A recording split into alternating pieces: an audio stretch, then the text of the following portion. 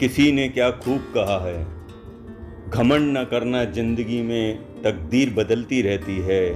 घमंड न करना जिंदगी में तकदीर बदलती रहती है। शीशा वही रहता है, बस तस्वीर बदलती रहती है। तस्वीर बदलती रहती है। दोस्तों, मैं हूँ प्रदीप तलरेजा। चलो कुछ अच्छा सुनते हैं।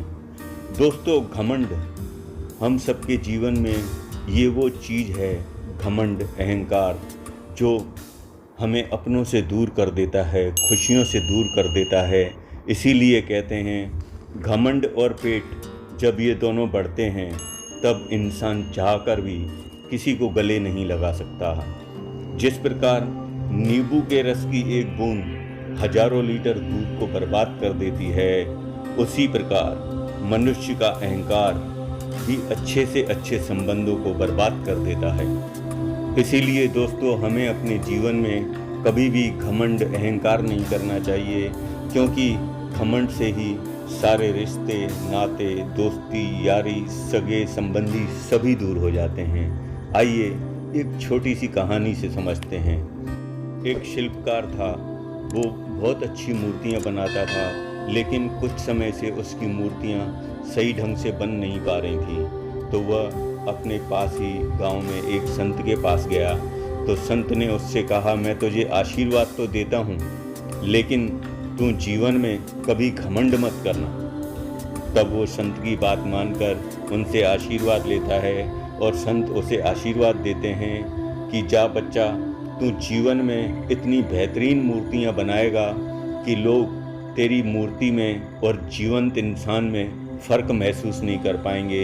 इतनी अच्छी मूर्तियाँ तू बनाएगा। समय बीतता गया और वो शिल्पकार बेहतरीन मूर्तियाँ बनाने लगा। अब उसकी देश विदेश में शोहरत हो रही थी, नाम हो रहा था।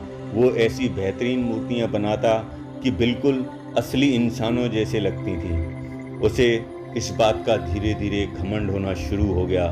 जब मूर्तिकार को लगा कि वो एक बहुत पहुंचा हुआ मूर्तिकार बन चुका है, एक बहुत बड़ा शिल्पकार बन चुका है, तब वो लोगों से सीधे मुंह बात ही नहीं करता था।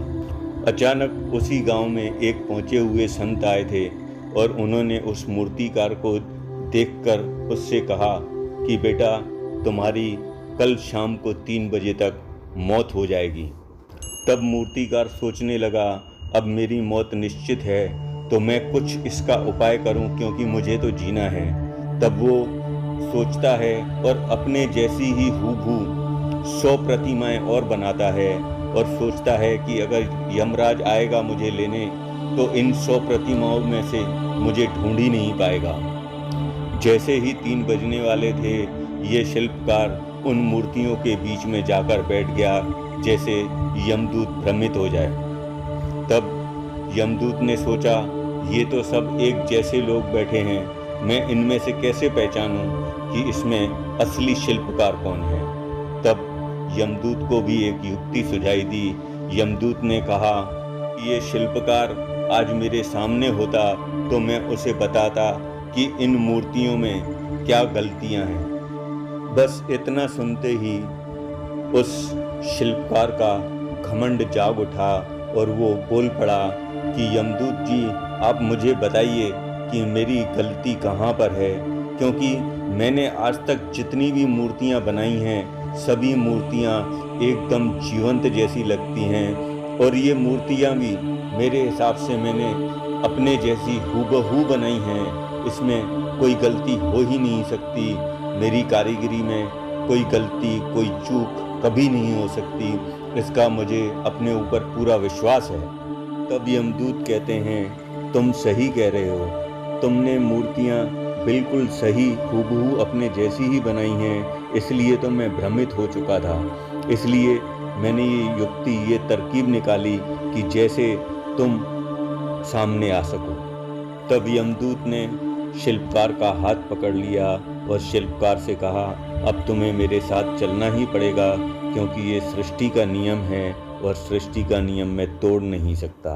दोस्तों, हम अपने काम में कितनी भी महारत हासिल कर लें, या अपने काम में कितने भी बेहतरीन क्यों ना हों, हमें अपने काम पर, अपने ऊपर कभी भी घमंड नहीं करना चाहिए, क्योंकि ये घमंड ही हमारे सारे काम का, हमारे विश्वास का खात्मा कर देता है।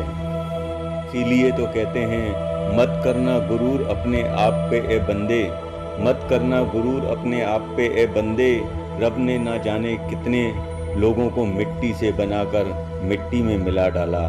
दोस्तों, हमें अपने जीवन में कभी भी घमंड नहीं करना है, अहंकार नहीं करना है। इस बात को हमें अपने दिमाग में बिठा लेना चाहिए। आप सभी खुश रहें, खुशहाल रहें, आबाद रहें, जियो दिल से।